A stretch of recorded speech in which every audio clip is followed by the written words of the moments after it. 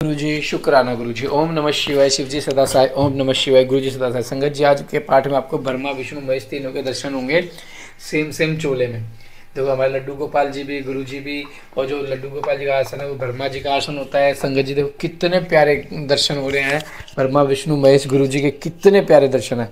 तो संगत जी देखो, मैंने आपको कई बार कहा है कि पाठ को ना सुनना, हम अपने लिए वो कर रहे हैं, अपना ही नुकसान कर रहे हैं। हम किसी का कोई फ़ायदा नहीं कर रहे कि भाई हम पाठ को नहीं सुन रहे, ठीक है इसके तो व्यू आ जाएंगे, हम क्यों सुनेंगे। ऐसा मत सोचो।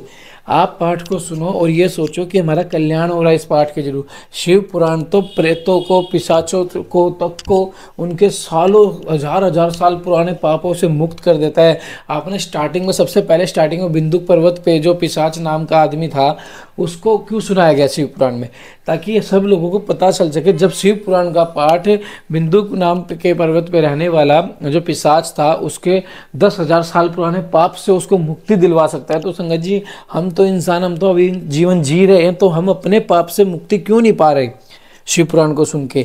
ये सोचिए संगत जी, अपने मन में भाव अच्छे रखिए। शिव पुराण का पाठ संगत जी बहुत किस्मत से मिलता है।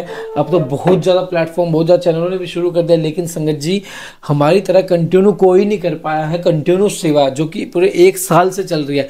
लास्ट अक्टूबर में शुरू हुआ था, 11 अक्टूबर से, और आज 10 नवंबर हो गया संगत जी, और तीसरी बार खत्म होने वाला संगत जी, संपूर्ण होने वाला तीसरी बार शिव पुराण का पाठ। फिर 4th टाइम शुरू हो जाएगा, फिर 5 टाइम शुरू हो जाएगा। संगत जी हर पाठ में ये मत सोचो हम दोबारा सुनेंगे। आप दोबारा सुनोगे ना तो आपके दोबारा जो पिछले जन्म के होंगे, जो इस जन्म के होंगे संगत जी, सब पापों से मुक्त। जिसने 7 बार शिव पुराण सुन लेना, समझ लो उसने अपने आने वाली सभी पीढ़ियों को और जो पितृ पक्ष में उन सबको मुक्ति दिलवा दी है संगत जी, उनके पापों से। उनको एक ऐसी योनि में प्रवेश करवा दिया जिनकी आपको कल्पना भी नहीं है। यह सब गुरु जी के आशीर्वाद से हो रहा है। जय गुरु जी, शुक्राना गुरु जी। चैनल को सब्सक्राइब कर ले, बेल आइकन को प्रेस कर ले, और हर पाठ में अपनी हाजिरी जरूर लगाए एंड तक सुनने के बाद। जय गुरु जी, शुक्राना गुरु जी। जय गुरु जी। बालक अपमन्यु को दूध के लिए दुखी देख माता का उसे शिव की आराधना के लिए प्रेरित करना तथा अपमन्यु की तीव्र तपस्या। ऋषियों ने पूछा, प्रभु धौम्य के बड़े भाई अपमन्यु जब छोटे बालक थे तब उन्होंने दूध के लिए तपस्या की थी और भगवान शिव ने प्रसन्न होकर उन्हें अक्षय सागर प्रदान किया था, परंतु शैशव अवस्था में उन्हें शिव शास्त्र के प्रवचन की शक्ति कैसे प्राप्त हुई अथवा वे कैसे शिव के सत्स्वरूप को जानकर तपस्या में निरत हुए। तप चरण के पूर्व में उन्हें भस्म के विज्ञान की प्राप्ति कैसे हुई, जिससे जो रुद्र अग्नि का उत्तम वीर्य है उस आत्म रक्षक भस्म को उन्होंने प्राप्त किया। वायुदेव ने कहा कि महर्षियों जिन्होंने यह तप किया था वे अपमन्यु कोई साधारण बालक नहीं थे, परम बुद्धिमान मुनिवर व्याघ्र पाद के पुत्र थे। उन्हें जन्मांतर में ही सिद्धि प्राप्त हो चुकी थी, परंतु किसी कारणवश वे अपने पद से च्युत हो गए, योग भ्रष्ट हो गए, अतः भाग्यवश जन्म लेकर वे मुनि कुमार हुए। एक समय की बात है कि अपने मामा के आश्रम में उन्हें पीने के लिए बहुत थोड़ा दूध मिला। उसके मामा का बेटा अपनी इच्छा के अनुसार गरम गरम उत्तम दूध पीकर उनके सामने खड़ा था। मातुल पुत्र को इस अवस्था में देखकर व्याघ्र पाद कुमार अपमन्यु के मन में भी ईर्ष्या हुई और अपनी माँ के पास जाकर बड़े प्रेम से बोले, माते माँ भाग्य तपस्विनी, मुझे अत्यंत स्वादिष्ट गरम गरम गाय का दूध दो, मैं थोड़ा सा नहीं पीऊंगा। बेटे की ये बात सुनकर व्याघ्रपाद की पत्नी तपस्विनी माता के मन में उस समय बड़ा दुख हुआ। उसने पुत्र को बड़े आदर के साथ छाती से लगा लिया और प्रेम पूर्वक लाड़ प्यार करके अपनी निर्धनता का समरण हो आने से वह दुखी हो विलाप करने लगी। महातेजस्वी बालक अपमन्यु बार बार दूध को याद करके रोते हुए माता से कहने लगा कि माँ दूध दो, दूध दो। बालक के उस हठ को जानकर उस तपस्विनी ब्राह्मणी पत्नी ने उसके हठ के निवारण के लिए एक सुंदर उपाय किया। उसने स्वयं उछल वृत्ति से कुछ बीजों का संग्रह किया था। उन बीजों को देखकर उसने तत्काल उठा लिया और पीसकर पानी में घोल दिया। फिर मीठी वाणी में बोली, आओ आओ मेरे लाल। योग कह बालक को शांत करके हृदय से लगा लिया और दुख से पीड़ित हो उसने कृत्रिम दूध उसके हाथ में दे दिया। माता के दिए हुए उस बनावटी दूध को पीकर बालक अत्यंत व्याकुल हो उठा और बोला, माँ यह दूध नहीं है, यह।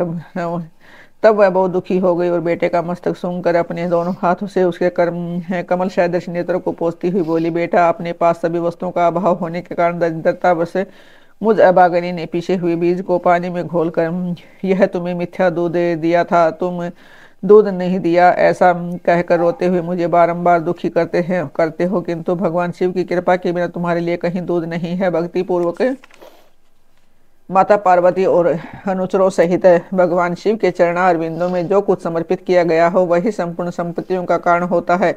महादेव जी धन देने वाले हैं। इस समय हम लोगों ने उनकी आराधना नहीं की है, वे भगवान ही सकाम पुरुषों को उसकी उनकी इच्छा के अनुसार फल देने वाले हैं। हम लोगों ने आज से पहले कभी भी धन की कामना से भगवान शिव की पूजा नहीं की है, इसलिए हम दरिद्र हो गए और यही कारण है कि तुम्हारे लिए दूध नहीं मिल रहा है। बेटा, पूर्व जन्म में भगवान शिव अथवा विष्णु के उद्देश्य से जो कुछ दिया जाता है वही वर्तमान जन्म में मिलता है, दूसरा कुछ नहीं है। उपमन्यु बोले, माँ, यदि माता पार्वती सहित भगवान शिव विद्यमान है तब आज्ञा से शोक करना व्यर्थ है। महाभागे, अब शोक छोड़ो, सब मंगलमय ही होगा। माँ, आज मेरी बात सुन लो, यदि कहीं महादेव जी हैं तो देर से या जल्दी से उनसे अक्षय सागर मांग लूंगा लाऊंगा। वायु देवता कहते हैं कि उस महान बुद्धिमान बालक की ये बात सुनकर उसकी मन सुनी माता उसमें बहुत प्रसन्न हुई और जो बोली। माता ने कहा कि बेटा, तुमने बहुत अच्छा विचार किया है, तुम्हारा ये विचार मेरी प्रसन्नता को बढ़ाने वाला है। अब तुम देर न लगाओ, शाम सदाशिव का भजन करो, अन्य देवताओं को छोड़कर मन, वाणी और क्रिया द्वारा भक्ति भाव के साथ पार्षद गणों सहित उन्हीं शाम सदाशिव का भजन करो। नमः शिवाय यह मंत्र उन देवादिदेव वरदायक शिव का साक्षात वाचक माना गया है। प्रणव सहित जो दूसरे 7 करोड़ महामंत्र है वे इसी में लीन होते हैं और फिर इसी से प्रकट होते हैं।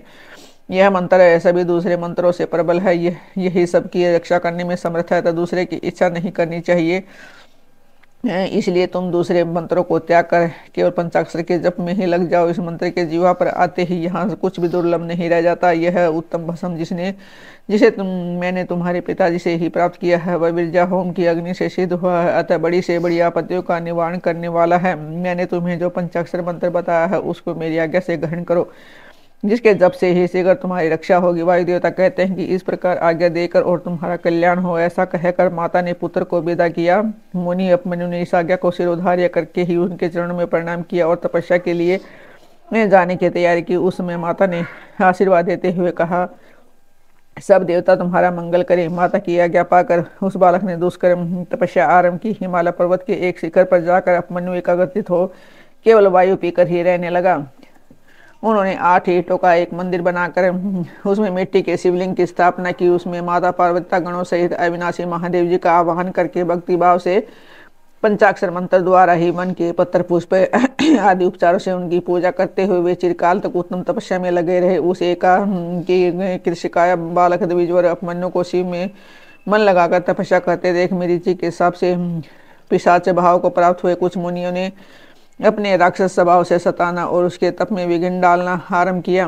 उनके द्वारा स्थाये जाने पर भी उपमन्यु किसी प्रकार तप में लगे रहे और सदा नमः शिवाय का आर्तनाद की भांति जोर जोर से उच्चारण करते रहे। उस शब्द को सुनते ही उनकी तपस्या में विघ्न डालने वाले वे मुनि उस बालक को स्थाना छोड़कर उसकी सेवा करने लगे। ब्राह्मण बालक महात्मा उपमन्यु की उस तपस्या से संपूर्ण चराचर जगत प्रदीप्त एवं संतृप्त हो उठा। भगवान शंकर का इंद्र रूप धारण करके उपमन्यु के भक्तिभाव की परीक्षा लेना, उसके अक्षर सागर आदि देकर बहुत से वर देना और अपना पुत्र मानकर पार्वती के हाथ में सौंपना के तहत हुए उपमन्यु का अपनी माता के स्थान पर लौटना।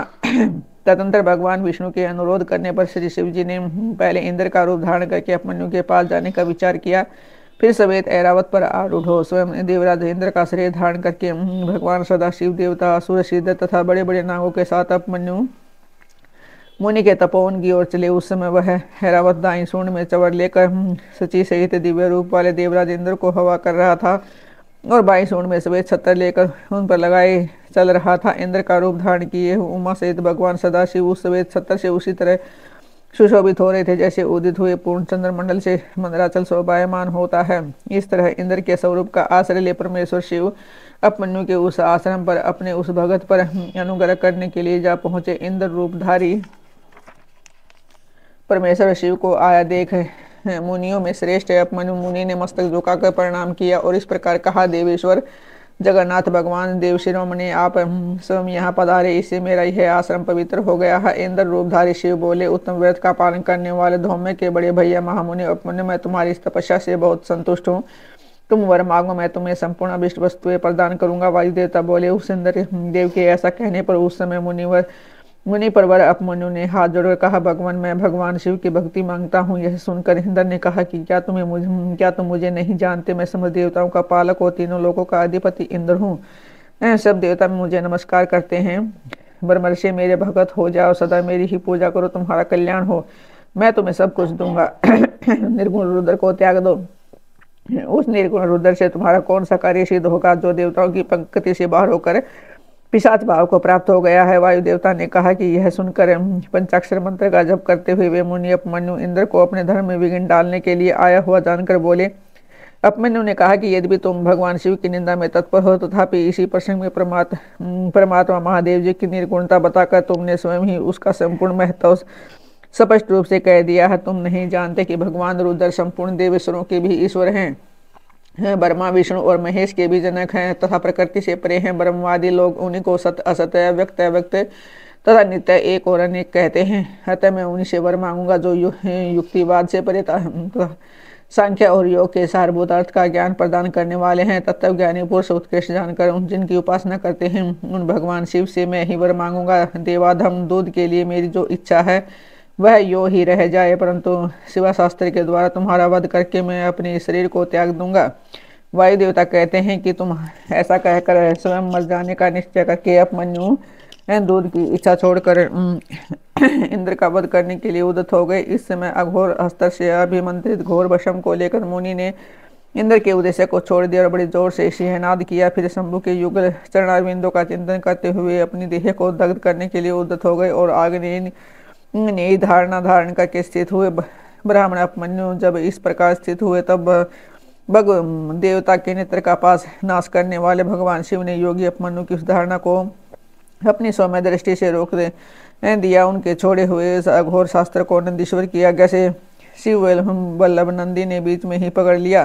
तत्पश्चात परमेश्वर भगवान शिव ने अपने बालेंदु शेखर रूप को धारण कर लिया और ब्राह्मण अपमन्यु को उसे दिखाया। इतना ही नहीं, उस प्रभु ने उस मुनि को शस्त्रों को अक्षित सागर, सुधा सागर, दधि आदि के सागर, धृत के समुद्र, फल संबंधी रस के समुद्र तथा भक्ष्य भोज्य पदार्थों के समुद्र का दर्शन करा और पुओं का पहाड़ खड़ा करके दिखा दिया। इसी तरह देवी पार्वती के साथ महादेव जी वहां वृक्ष पर आरूढ़ दिखाई दिए। वे अपने गणाध्यक्ष तथा त्रिशूल आदि दिवस्त्रों से घिरे हुए थे। देवलोक में दूध विंध्या बजने लगी, आकाश से फूलों की वर्षा होने लगी था। विष्णु, ब्रह्मा और इंद्र आदि देवताओं से 10 दिशाएं आच्छादित हो गई। उस समय अपमन्यु आनंद सागर की लहरों से गिरे हुए थे। वे भक्ति विनम्रचित से पृथ्वी पर दंड की भांति पड़ गए। इसी समय वहां मुस्कुराते हुए भगवान शिव ने यहाँ आओ कहकर उन्हें बुलाया और उनका मस्तक सूंघकर उन्हें अनेक वर दिए। शिव बोले, वत्स तुम अपने भाई बंधुओं के साथ सदा इच्छा अनुसार भक्ष्य भोज्य पदार्थों का उपभोग करो, दुख से छूटकर सर्वदा सुखी रहो, तुम्हारे हृदय में मेरे प्रति भक्ति सदा बनी रहे। महाभाग अपमन्यु, ये पार्वती देवी तुम्हारी माता है। आज मैंने तुम्हें अपना पुत्र बना लिया है और तुम्हारे लिए क्षीर सागर प्रदान किया। केवल दूध का ही नहीं, मधु, दही, अन्न, घी, भात तथा फल आदि के रस का भी समुद्र तुम्हें दे दिया है। वे पुओं के पहाड़ तथा भक्ष्य भोज्य पदार्थों के सागर मैंने तुम्हें समर्पित किए हैं। मामों ने ये सब ग्रहण करो। आज से मैं महादेव तुम्हारा पिता हूँ और जगदम्बा उमा तुम्हारी माता है। मैंने तुम्हें अमरता तथा गणपति का सनातन पद प्रदान किया है। अब तुम्हारे मन में जो दूसरी अभिलाषाएं हो उन सबको तुम बड़ी प्रसन्नता के साथ वर के रूप में मांगो। मैं संतुष्ट हूँ, इसलिए यह सब दूंगा। इस विषय में कोई अन्यथा विचार नहीं करना चाहिए। वायुदेव कहते हैं कि ऐसा कहकर महादेव जी ने दोनों हाथों से पकड़कर हृदय से लगा लिया और मस्तक सूंघ कर कहते हुए देवी की गोद में दे दिया कि यह तुम्हारा पुत्र है। देवी ने कार्तिकेय की भांति प्रेम पूर्वक उनके मस्तक पर अपना कर कमल रखा और उन्हें अविनाशी कुमार पद प्रदान किया। अक्षित सागर ने भी साकार रूप धारण करके उनके हाथों में अनश्वर पिंडी भूत स्वादिष्ट दूध समर्पित किया। तत्पश्चात पार्वती देवी ने संतुष्टित हो उन्हें योग जनित ऐश्वर्य, सदा संतोष, अविनाशी एवं अविनाशिनी ब्रह्म विद्या और उत्तम समृद्धि प्रदान की। तदंतर उनके तपों में तेज को देकर प्रसन्नचित हो शंभु ने अपमन्यु मुनि को पुनः दिव्य वरदान दिया। पाशुपत व्रत, पाशुपत ज्ञान, तात्विक व्रत योग तथा चिरकाल तक उसके प्रवचन की परम पटुता उन्हें प्रदान की। भगवान शिव और शिवा से दिव्य वर्तनित कुमार तब पाकर वे प्रमोदित हो उठे। इसके बाद प्रसन्नचित हो प्रणाम करके हाथ जोड़ ब्राह्मण अपमन्यु ने देव महेश्वर से यह वर मांगा। अपमन्यु बोले, देव देवेश्वर प्रसन्न होइए, परमेश्वर प्रसन्न होइए और मुझे अपनी परम दिव्य एवं व्यभिचारिणी भक्ति दीजिए। महादेव, मेरे जो अपने सगे संबंधी हैं उनमें मेरी सदा श्रद्धा बनी रहने का वर दीजिए। साथ ही अपना दास्ता उत्कृष्ट स्नेह और नित्य स्वामी पर प्रदान कीजिए। ऐसा कहकर प्रसन्नचित हुए दवित श्रेष्ठ अपमन्यु ने हर्ष गदगद वाणी द्वारा महादेव जी का सत्वन किया। अपमन्यु बोले, देव महादेव शरणागत वत्सल करुणा सिंधु शाम सदा शिव, आप सदा मुझ पर प्रसन्न होइए। वायुदेव कहते हैं कि उनके ऐसा कहने पर सबको वर देने वाले प्रसन्न आत्मा महादेव ने मुनिवर उपमन्यु को इस प्रकार उत्तर दिया। शिव बोले, वत्स उपमन्यु, मैं तुम पर संतुष्ट, इसलिए मैंने तुम्हें सब कुछ दे दिया है। ब्रह्म ऋषि, मैं तुम मेरे सुदृढ़ भगत हो, क्योंकि इस विषय में मैंने तुम्हारी परीक्षा ले ली है।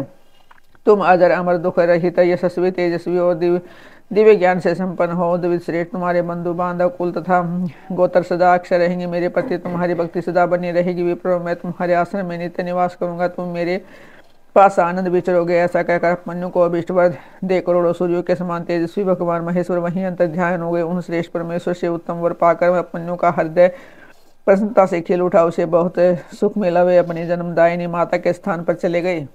जय गुरु जी, शुक्राना गुरु जी। संगत जी देखो आपको कितने प्यारे दर्शन कराते हैं। देखो लड्डू गोपाल जी, भगवते वासुदेवाय नमः। ओम नमो भगवते वासुदेवाय नमः। गुरु जी ओम नमः शिवाय। शिव जी सदा साई। ओम नमः शिवाय। गुरु जी सदा साई। सेम चोला आज दोनों परमात्मा सेम चोले में हमें दर्शन दे रहे। कितना प्यारा अद्भुत है। और भगवान ब्रह्मदेव भी कमल के फूल पे देखो, चोले का डिजाइन देखो, कान्हा जी का देखो किस तरीके से है। तो आप समझ गए होंगे कि आज ब्रह्मा विष्णु महेश तीनों के दर्शन हो रहे हैं, तीनों के। तो चैनल को जरूर सब्सक्राइब कर ले, बेल आइकन को प्रेस कर ले और पाठ में को एंड तक जरूर सुने। और जो एंड तक सुनना ना वो कमेंट करे प्यारा सा, जय गुरु जी, शुक्राना गुरु जी। ये जो कमेंट होता है ना, आप शुक्राना कर रहे हो गुरु जी का, कि शुक्राना गुरु जी आपने हमें पाठ की सेवा सुनवाई, शुक्राना गुरु जी आपने हमारे कष्ट काटे। ये शुक्राना होता है संगत जी। जय गुरु जी।